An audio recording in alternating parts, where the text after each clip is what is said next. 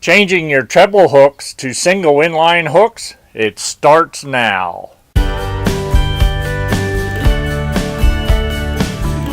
What's happening? My name is Steve Taylor with Susky Fishin. Welcome to the channel. If this is your first time here and want to learn more about fishing techniques and equipment, start now by subscribing and clicking the bell notification so you don't miss anything. Okay, today we're going to show you how to take a bass lure that has treble hooks and convert it to a single hook lure on the front and on the rear.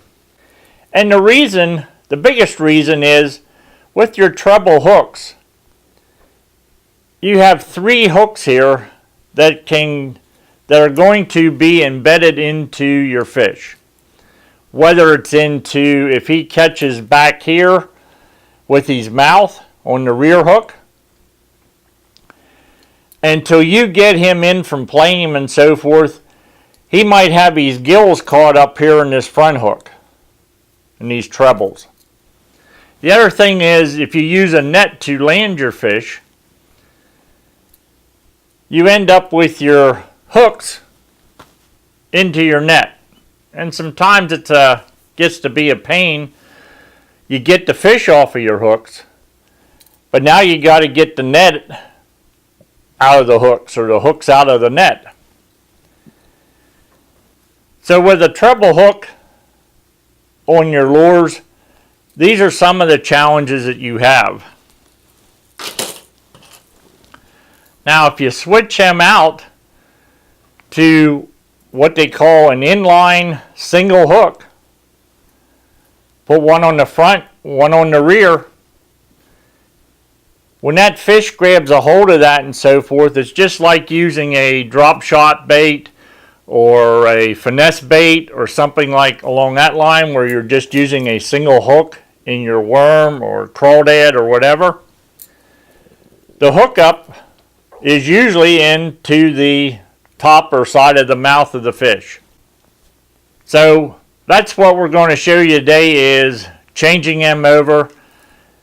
These are some of the whopper ploppers, the 130s. I've changed them over, and also some Rapala jerk baits, and I've changed them over from the treble hook to the single hooks.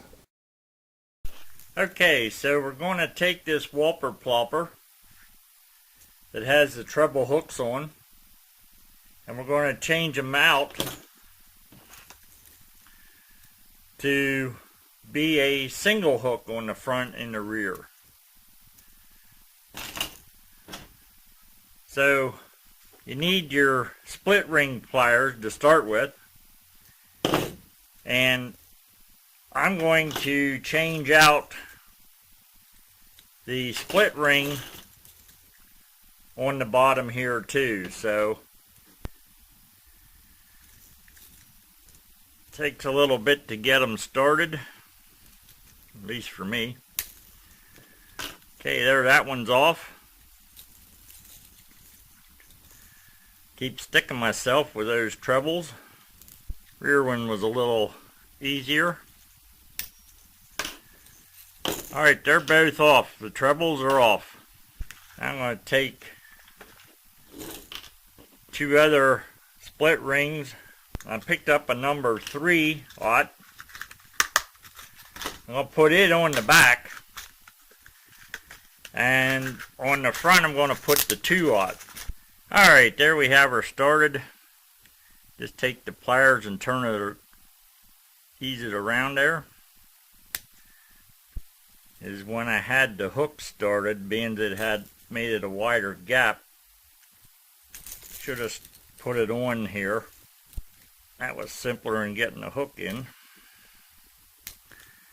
I just hope that we're headed the right direction, which we are. You want that single hook so when you're pulling in the water, it's back here out of the way of anything. You want the front hook facing frontwards, with the point facing frontwards. so that as you're retrieving it,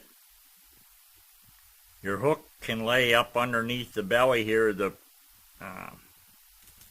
back edge, and your hook is still available if the fish would come up and hit it from the side here to catch on to them. So the front one gets a little more tricky than the back ones are usually because of the direction you want that hook to be. Okay, we got the front one onto the split ring, and this one I'll try to put it on everything on at the same time. So as we move the split ring, everything's done at one time, and there we are. So there we have the back one facing back like it should, the hook point. The front is facing front. That way, like I said, when you retrieve it, your front one will come up underneath on the belly like this. The hook is still exposed, and your rear one's trailing out this way. The other thing I do is I take the split ring off of these on the nose. I don't want a chance tying onto a split ring that my line could get down into it, could work off, or be cut off. So I'll remove them. That way you have a solid eye here. There's nothing to interfere with the line when you're tying onto them. So that's how you change them.